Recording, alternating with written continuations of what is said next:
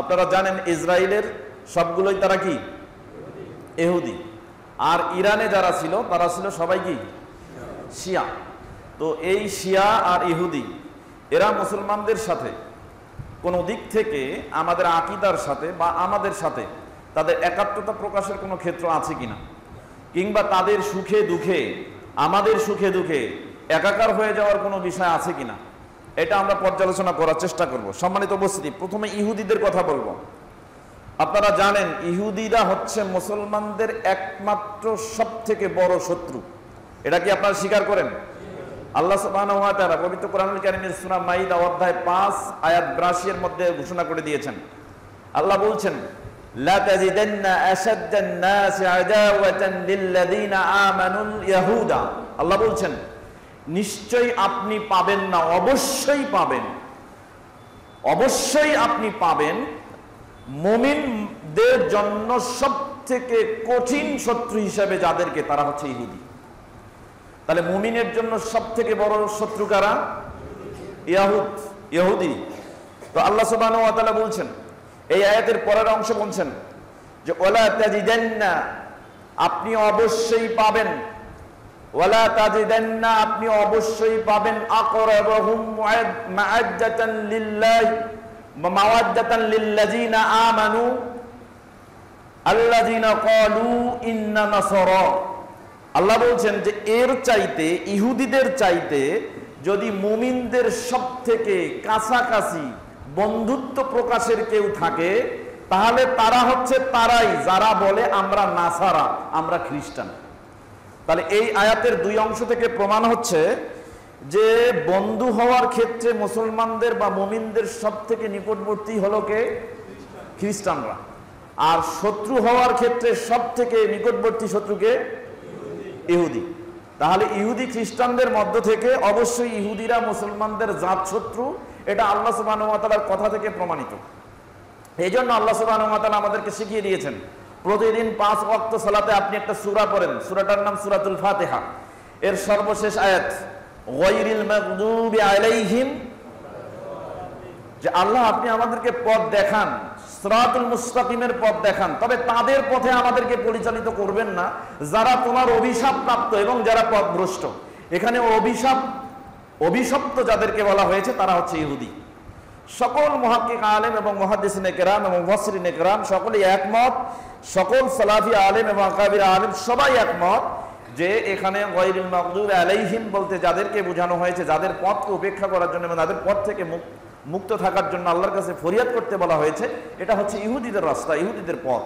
সম্মানিত উপস্থিতি, তাহলে ইহুদিদের থেকে আমাদেরকে মুক্ত থাকতে হবে, এটা স্পষ্ট। এটার প্রমাণ আমাদের সকলের অন্তরে আছে।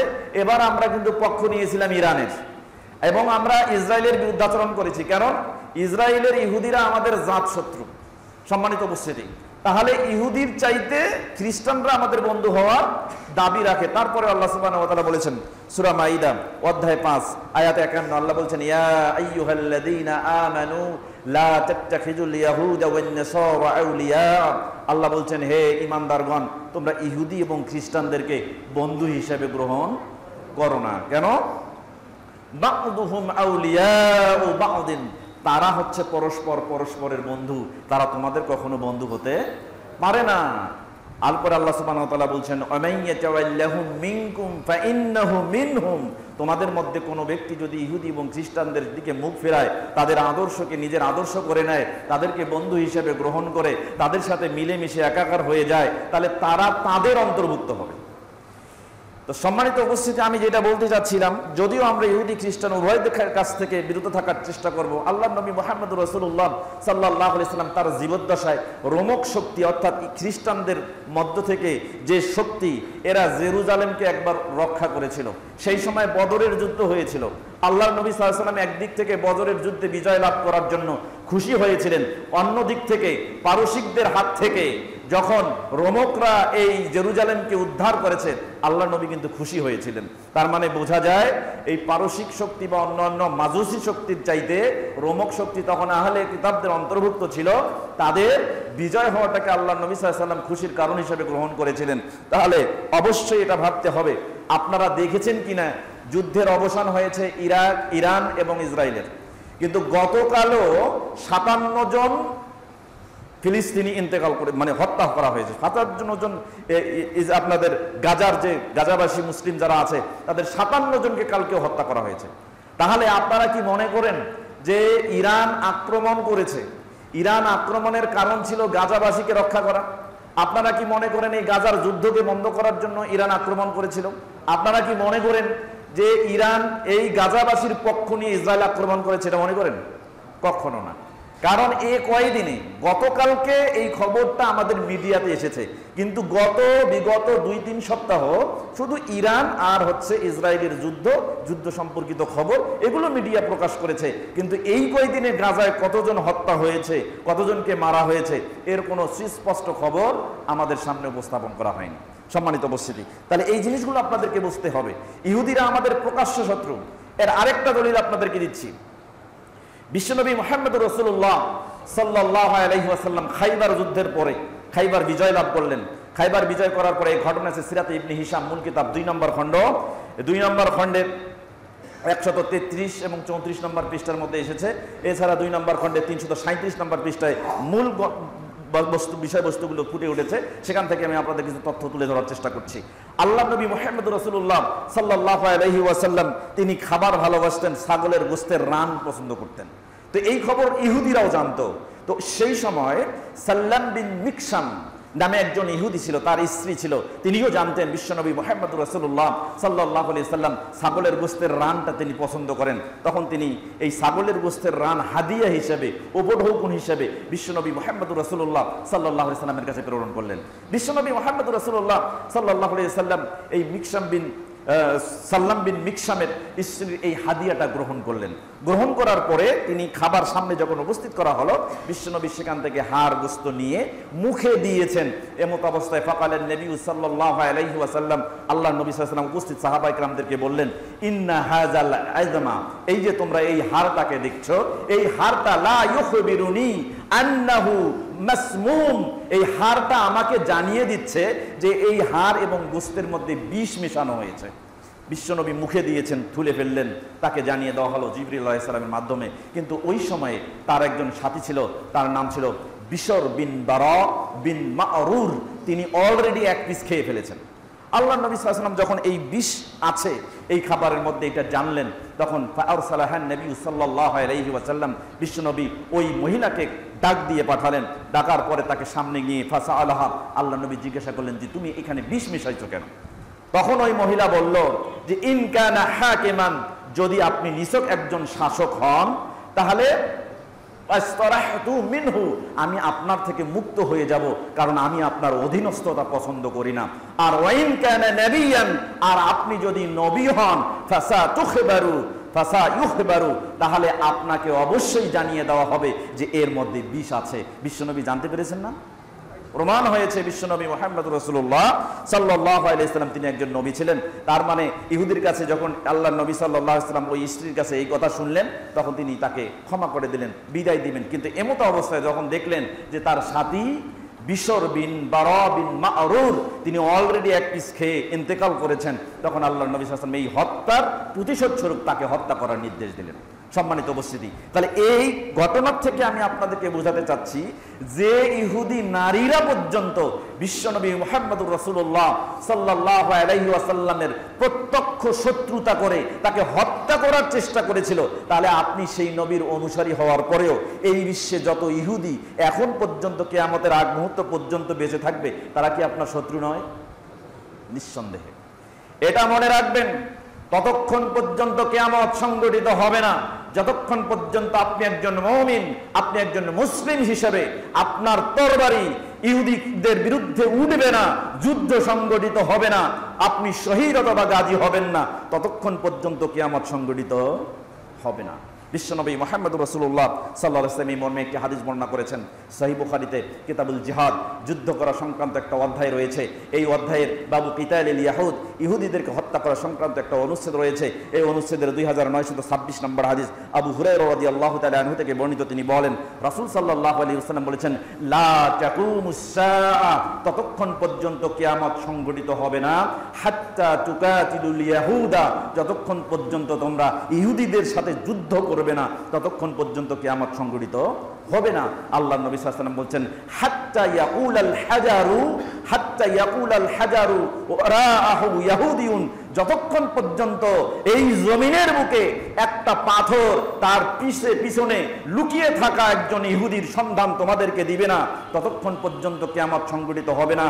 ওই পাথর সেই সময় তোমাদেরকে বলবে, ইয়া মুসলিমু, হে মুসলিম, হে মুসলিম, ওয়ারাই হাজা ইয়াহুদিয়ুন ওয়ারাই ফাকতুলহু, হে মুসলিম, আমার পাথর, আমি পাথর বলছি, আমার পিছনে একজন ইহুদি লুকিয়ে আছে, তোমরা তাকে ধরো, তাকে হত্যা করো। যতক্ষণ পর্যন্ত জমিনের পাথর মুসলমানদেরকে এই কথা বলবে না, ইহুদিদেরকে হত্যা করা হবে না, ততক্ষণ পর্যন্ত কিয়ামত সংঘটিত হবে না। সম্মানিত উপস্থিতি, তাহলে বোঝা যাচ্ছে কিয়ামতের আগ মুহূর্ত পর্যন্ত ইহুদিরা আমাদের বিরুদ্ধাচরণ করবে, আমাদের সাথে যুদ্ধ করবে, এবং আমরাও তাদের দাঁত ভাঙ্গা জবাব দিব ইনশাআল্লাহ। সম্মানিত উপস্থিতি, এই গেল ইহুদিদের কথা।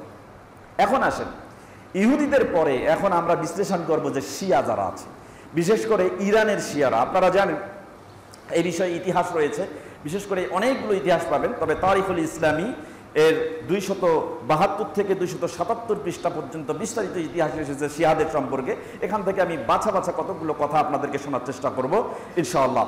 আল্লাহ সুবহানাহু ওয়া তাআলা বিশ্বনবী মুহাম্মদুর রাসূলুল্লাহ সাল্লাল্লাহু আলাইহি ওয়াসাল্লামের জীবদ্দশায় যেভাবে সুন্দরভাবে ইসলাম এই পৃথিবীর বুকে প্রতিষ্ঠিত রেখেছিলেন, তার পরবর্তী তিনি ইন্তেকালের পরে খেলাফার যুগে, খলিফাদের যুগে ইসলাম মোটামুটি হজরতে ওসমান বিন আফফান রাদিয়াল্লাহু তাআলা আনহু পর্যন্ত, ততক্ষণ পর্যন্ত ইসলাম একদম সুন্দরভাবেই ছিল। এরপরে যখন আলী রাদিয়াল্লাহু তাআলা আনহুর যুগে আসলেন, আমরা জানি এটা 35 হিজরি সালের কথা, হিজরিতে 35 সাল, সেই সময় হয়েছিল কি, আলী ইবনু আবি তালিব যখন ওসমান বিন আফফান রাদিয়াল্লাহু তাআলা আনহুকে হত্যা করা হলো, হত্যা করার পর ক্ষমতা আসলো কার কাছে? আলী ইবনু আবি তালিব। আপনারা ইতিহাস পড়েছেন, অনেকেই পড়েছেন, অনেকেই জানেন যে আলী ইবনু আবি তালিব রাদিয়াল্লাহু তাআলা আনহু ওসমান বিন আফফান রাদিয়াল্লাহু তাআলা আনহুর কে যখন হত্যা করা হলো, তারপর খেলাফতের দায়িত্ব তার কাছে আসলো। আসার পরে সেই সময় বিদ্রোহীরা বেড়ে গেল, বিদ্রোহীদের সংখ্যা বেড়ে গেল, এমনভাবে বেড়ে গেল সেই সময় একটা পরিস্থিতি বিরূপ প্রতিক্রিয়ার সৃষ্টি করলো। এই সময় হযরতে আলী ইবনে আবি তালিব রাদিয়াল্লাহু তাআলা আনহু খেলাফতে আসার পরে মনে করলেন আস্তে আস্তে একটু পরিবেশ ঠান্ডা করে ওসমান বিন আফফান রাদিয়াল্লাহু তাআলা আনহুকে যে হত্যা করেছে এই হত্যার বিচার নেওয়া হবে, করা হবে। তো এতে তিনি একটু সামান্য বিলম্ব করছিলেন। যখন বিলম্ব হচ্ছিল তখন মুসলমানদের মধ্যে দুইটা দল ভাগ হয়ে গেল। একদল মনে করলেন আলী রাদিয়াল্লাহু তাআলা আনহু কেন বিরুদ্ধাচরণ করছেন, কেন বিরুদ্ধাচরণ করছেন। এই জন্য সেই সময় 35 হিজরি পরে বিরুদ্ধাচরণের রূপ 36 হিজরিতে উস্ট্রের যুদ্ধ নামে একটা যুদ্ধ সংগঠিত হলো। সেই যুদ্ধের মধ্যে আলী এবং মুয়াবিয়া রাদিয়াল্লাহু তাআলা আনহুর প্রত্যক্ষ এবং পরোক্ষ দুটি অপোজিশনে দাঁড় হয়ে গেল। এই যুদ্ধ বেশি দিন টিকেনি। যখন এই যুদ্ধে হযরতে আয়েশা রাদিয়াল্লাহু তাআলা আনহা তিনি আব্দুল্লাহ ইবনে জুবাইর এবং তালহা রাদিয়াল্লাহু তাআলা আনহুর পরামর্শক্রমে মক্কায় ছিলেন। সেই মক্কায় 4 মাস থাকার পরে যখন ফিরছিলেন, সিরিয়ার দিকে তিনি যাচ্ছিলেন, বসরার দিকে, ইরাকের বসরার দিকে যাচ্ছিলেন, সেই সময়ে তাকে আলী ইবনে আবি তালিব মনে করলেন যে আয়েশা রাদিয়াল্লাহু তাআলা আনহা যদি বসরার দিকে যায় তাহলে আমাদের এই অখণ্ড ভূমিকে হুমকির মুখে ফেলাই দিবেন। তাই তিনি কাকা সহ কতগুলো সাহাবায়ে কেরামকে পাঠিয়ে দিলেন যাতে করে আয়েশা রাদিয়াল্লাহু তাআলা আনহা এবং তালহা রাদিয়াল্লাহু তাআলা আনহু, জুবাইর রাদিয়াল্লাহু তাআলা আনহু তাদেরকে বাধা প্রদান করে আবারও যেন ফিরিয়ে নিয়ে আসা হয়।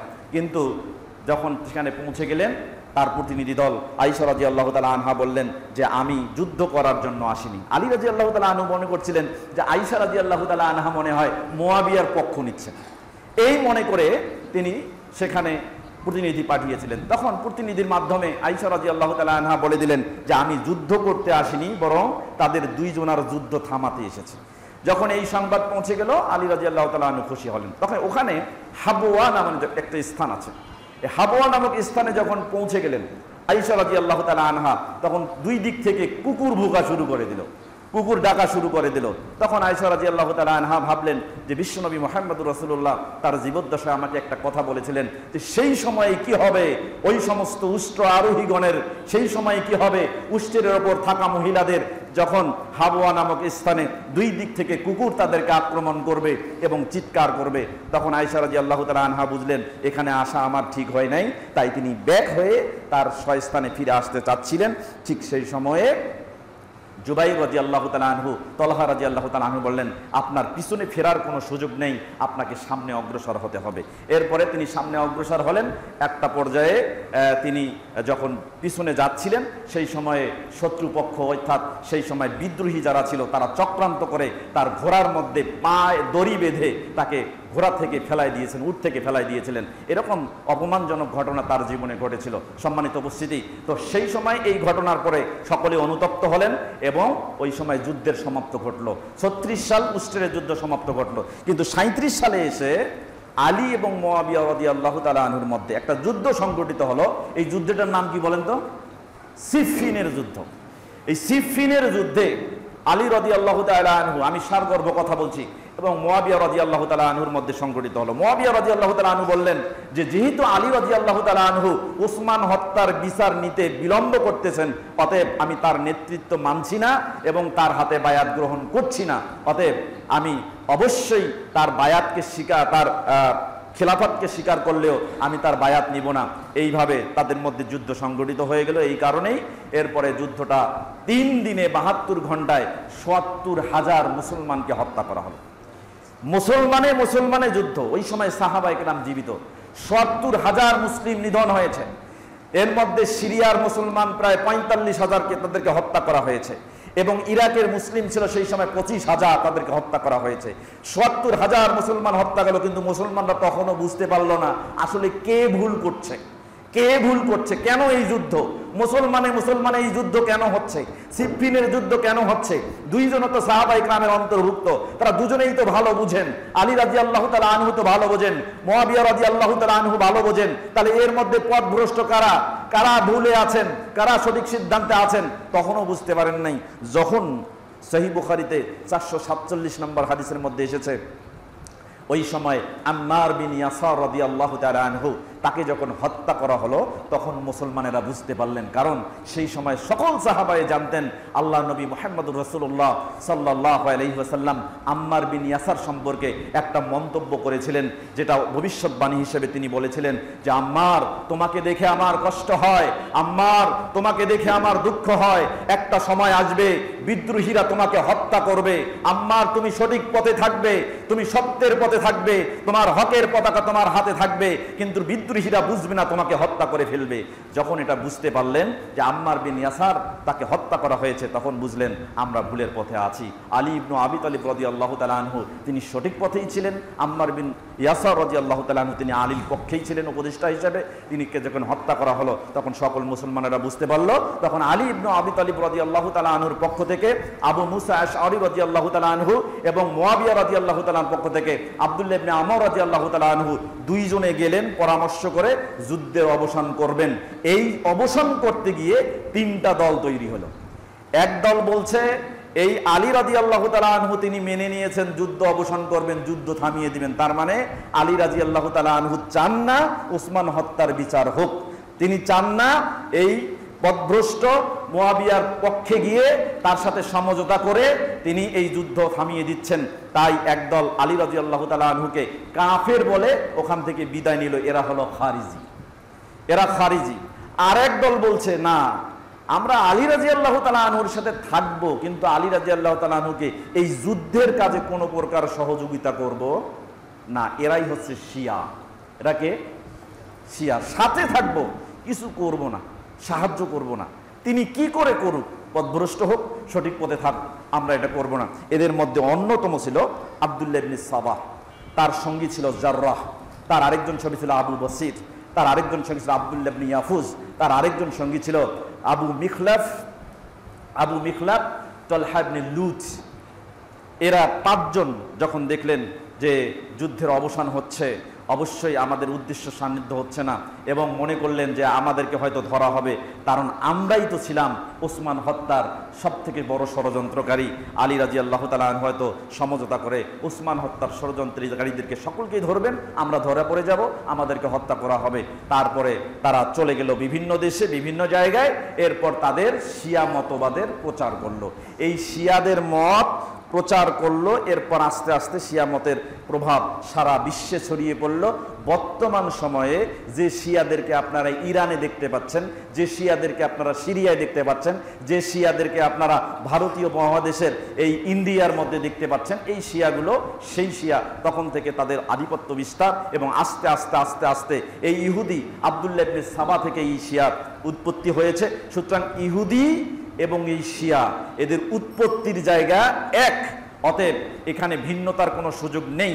তাই তাদের মতাদর্শে যদিও বাহ্যিকভাবে পার্থক্য বিদ্যমান দেখা যায়, মূলতভাবে তাদের মতাদর্শে কোনো পার্থক্য নেই। সম্মানিত উপস্থিতি, এবার শিয়াদের আকীদার কয়েকটি ফান্ডামেন্টাল মৌলিক বিষয় আমি আপনাদের সামনে উপস্থাপন করার চেষ্টা করব। এই বিষয়ে আপনারা 19 শতাব্দীর শ্রেষ্ঠ মুহাক্কিক আলেম শেখ বিন বাজ রাহেমাহুল্লাহ, নাসিরউদ্দিন আলবানী রাহেমাহুল্লাহ তারা স্পষ্ট অডিও ক্লিপের মধ্যে এই বক্তব্যগুলো তুলে ধরেছেন। তার মধ্যে তাদের পার্সোনাল ওয়েবসাইটের নূর আলা দারব এর 3229 নম্বর এই ভিডিও ক্লিপস, অডিও ক্লিপস আপনারা দেখলে ওখানে বুঝতে পারবেন। এছাড়া 3129 নম্বর অডিও ক্লিপের সারগর্ভ আলোচনাগুলো আমি আপনাদের সামনে উপস্থাপন করার চেষ্টা করব। শিয়ারা 5টি ভাগে বিভক্তি ছিল। কয়টি ভাগে? 22টি ভাগে। আমার কথাগুলো বুঝতে পারতেছেন? শিয়ারা 22টি ভাগে বিভক্ত ছিল। এই 22টি ভাগে শিয়া বিভক্ত ছিল। এদের মধ্যে এক প্রকারের শিয়া ছিল বাতিনিয়া। এই বাতিনিয়া শিয়ারা ছিল ইরানে, এরাই ছিল সিরিয়ায়, এরাই ছিল আবার এই আপনার ইন্ডিয়া অর্থাৎ ভারতের মধ্যে। এদেরকে ইসমাইলিয়া বলা হয়। এই শিয়াদের মধ্যে সব থেকে আখতারুহুম, সব থেকে নিকৃষ্ট শিয়া হচ্ছে রাফিজি শিয়া। এই রাফিজি শিয়ার একটা হচ্ছে খামিনিয়া। বর্তমান যে খমিনি বোঝেন না? আয়াতুল্লাহ খমিনি, রুহুল্লাহ খমিনি আপনারা জানেন যে 1969 সাল থেকে আপনার এই একটা যে আপনার বিপ্লব হয়েছিল, যেখানে রেজা শাহ পাহলিবের পতন হয়েছিল, ইরানের ক্ষমতা এসেছিল এই যে আপনার এই খামিনিদের হাতে। এই খামিনিদের একটা অংশ এরা শিয়া। এই খামিনি শিয়ারা হচ্ছে রাফিজি শিয়াদের অন্তর্ভুক্ত। এদের আকীদা কেমন?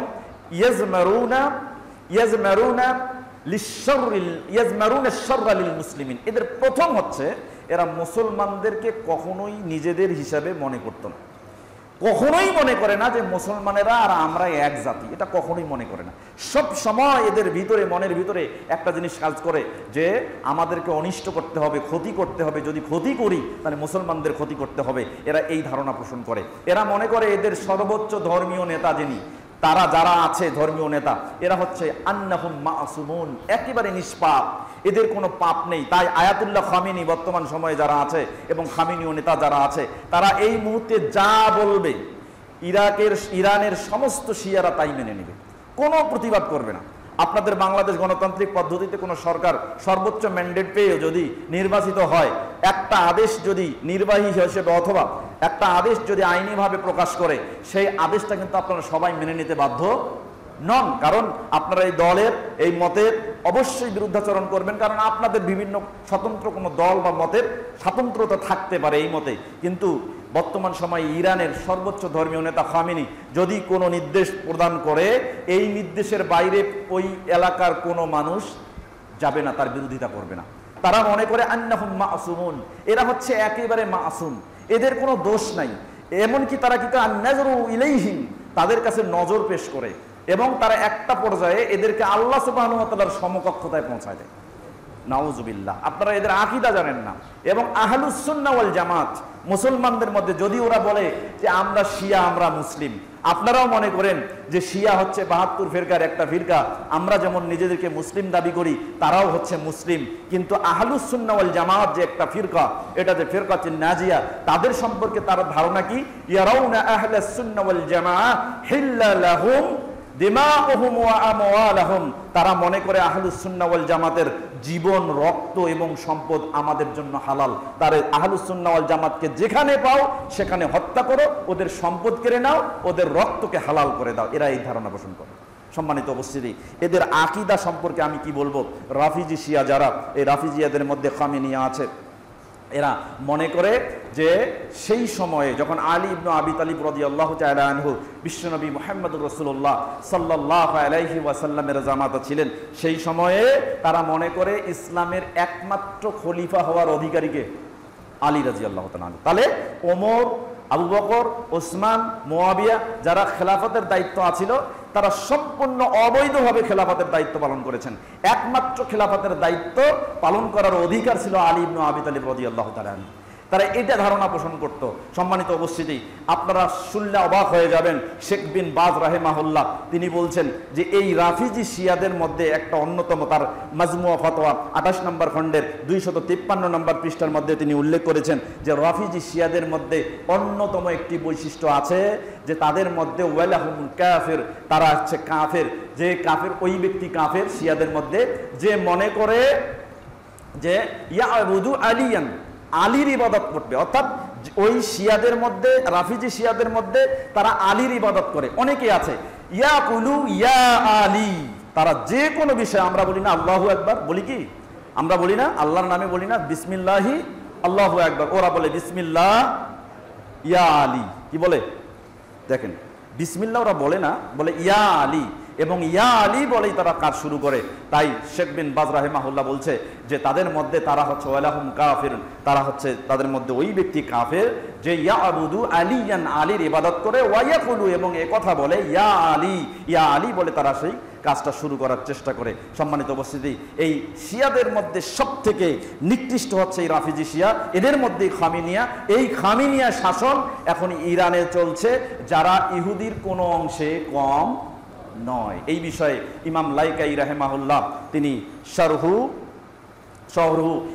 উসুলুল ইতিকাদ নামক কিতাবের 8 নম্বর খণ্ডের 1551 নম্বর পৃষ্ঠার মধ্যে উল্লেখ করেছেন যে আমি রাফিজি শিয়াদের সাথে দেখা করেছি দুইটি বিষয়ে ফাজ্জালতুল ইয়াহুদা ওয়ান নাসারা আলা রাফিজাতা বিখাসলাতাইন, দুটি খাসলতের কারণে, অভ্যাসের কারণে বা দুটি বৈশিষ্ট্যের কারণে ইহুদি খ্রিস্টানদেরকে আমি এই রাফিজি শিয়াদের ওপরে উত্তম মনে করি। চিন্তা করেন, রাফিজি শিয়াদের উপরে আমি উত্তম মনে করি দুইটি বৈশিষ্ট্য দুটি কি? তিনি বলছেন যে আমি সাআলতুল ইয়াহুদা, ইহুদিদেরকে প্রশ্ন করেছিলাম, তাদেরকে বলেছিলাম যে আপনাদের মধ্যে মিন খায়রি আহলি উম্মাতিকুম, তোমাদের মধ্যে উম্মত, তোমাদের জাতি, এই জাতিদের মধ্যে সবথেকে উৎকৃষ্ট জাতি কারা? ইহুদিদেরকে জিজ্ঞাসা করেছিলাম উৎকৃষ্ট জাতি কারা? তারা বলেছিল আসহাবু মুসা, মুসা আলাইহিস সালামের সঙ্গী সাথী যারা ছিলেন, মুসা আলাইহিস সালামের সাহাবা যারা ছিলেন, এরা আমাদের জাতিদের মধ্যে সবথেকে উত্তম, উৎকৃষ্ট। এরপরে আমি নাসারা খ্রিস্টানদেরকে জিজ্ঞাসা করেছিলাম যে তোমাদের মধ্যে, তোমার উম্মাদের মধ্যে সবথেকে, তোমার উম্মার, তোমার জাতির মধ্যে সবথেকে উত্তম কারা? তখন তারা বলছে হাওয়ারি ওয়া ঈসা, ঈসা আলাইহিস সালামের সাহাবী সঙ্গী সাথী যারা ছিল তারা আমাদের মধ্যে সবথেকে উত্তম ছিল। এরপরে আমি রাফিজি শিয়াদেরকে জিজ্ঞাসা করলাম মিন আশাররি আহলি উম্মাতিকুম, তোমাদের উম্মা, তোমাদের জাতি এর মধ্যে সবথেকে নিকৃষ্ট লোক কারা বলো তো? রাফিজি শিয়াদেরকে জিজ্ঞাসা করা হয়েছে সবথেকে নিকৃষ্ট লোক কারা? তখন তারা জবাবে বলছে আসহাবু মুহাম্মাদিন সাল্লাল্লাহু আলাইহি ওয়াসাল্লাম। নাউযুবিল্লাহ। তারা বললেন মুহাম্মদ সাল্লাল্লাহু আলাইহি ওয়াসাল্লামের সাহাবীগণ পৃথিবীর সবথেকে নিকৃষ্ট জাতি। নাউযুবিল্লাহ। চিন্তা করছেন, এই হচ্ছে শিয়াদের আকীদা। শিয়াদের মধ্যে কিছু শিয়া ভালো আছে, আমি একেবারে সব শিয়াকে ঢালাওভাবে খারাপ বলতে পারি না। এদের মধ্যে জাইয়েদি নামে একটা দল আছে, উপদল আছে, যে দলটা মোটামুটি ভালো। এরাও মনে করে যে আবু বকর, ওমর, ওসমান এরা ভুল করেছে, কিন্তু এরা কাফের হয় নাই। এরা ভুলকারী এবং এরা পথভ্রষ্ট, তবে এরা কাফের নয়, এদেরকে কাফের মনে করে না। এদেরকে একটু ওদের থেকে তুলনামূলক উত্তম বলা হয়, কিন্তু আহলুস সুন্নাহ ওয়াল জামাতের আকীদার সাথেও এই বিষয়টিও সাংঘর্ষিক। কথা কি বুঝতে পারছেন? এই বিষয়টিও কি সাংঘর্ষিক। সম্মানিত উপস্থিতি, এদের আকীদা সম্পর্কে ইমাম ইবনু তাইমিয়া রাহিমাহুল্লাহ তিনি মাজমুয়া ফতোয়া 6 নম্বর খণ্ডের 421 নম্বর পৃষ্ঠার মধ্যে বলছেন যে ইন্না কুফরাহুম, এই শিয়াদের কুফরি করা, ইন্না কুফরাহুম আগলাজু মিন কুফরি ইয়াহুদি ওয়ান নাসারা, ইহুদি নাসারাদের যে কুফরি রয়েছে, তাদের কাফের হওয়ার যে তাদের কাজের চাইতে এই রাফিজি শিয়াদের কুফরি হওয়ার কাজগুলো সব থেকে মারাত্মক এবং সব থেকে কঠিন। অতএব এই ইহুদি খ্রিস্টানদের আকীদার চাইতেও নিকৃষ্ট আকীদা হলো এই রাফিজি শিয়াদের। কথা কি বুঝতে পারছেন? তাহলে বর্তমান সময়ে ইরানের বাতিনি শিয়া, রফিজি শিয়া, নুসাইরি শিয়া, এরপরে খামিনি শিয়া, তারপরে যারা আছে ওই সময় বাতিনি শিয়া, ইসমাইলিয়া শিয়া, যা শিয়া আছে তাদের কাকড়ো আকিদা মুসলমানদের এবং মুমিনদের আকিদার সাথে সাংঘর্ষিক। এদের মধ্যে আলাভি রয়েছে যারা আলী রাদিয়াল্লাহু তাআলা আনহুকে আল্লাহ বলে স্বীকার করে। এরা একটা কিতাব লিখেছে, কিতাবটার নাম হচ্ছে কিতাবুল কাশি, বা এটা বলা হয়েছে রিজালুল কাশি। এই রিজালুল কাশির 138 নম্বর পৃষ্ঠায় তারা আলী রাদিয়াল্লাহু তাআলা আনহুকে আল্লাহ আমরা বলি কলাল্লাহ, ওরা বলে কলা আলী। আলী কি বলছেন? আলী রাদিয়াল্লাহু তাআলা আনহু নাকি বলছেন আনাল আউয়াল, আনাল আখির, আনাল জাহির, আনাল বাতিন, আনাল করিব, আনা ওয়ারিসুল আরজ। তারা বলছে আল্লাহর যে বৈশিষ্ট্য রয়েছে এই বৈশিষ্ট্য আলী রাদিয়াল্লাহু তাআলা আনহু রয়েছে।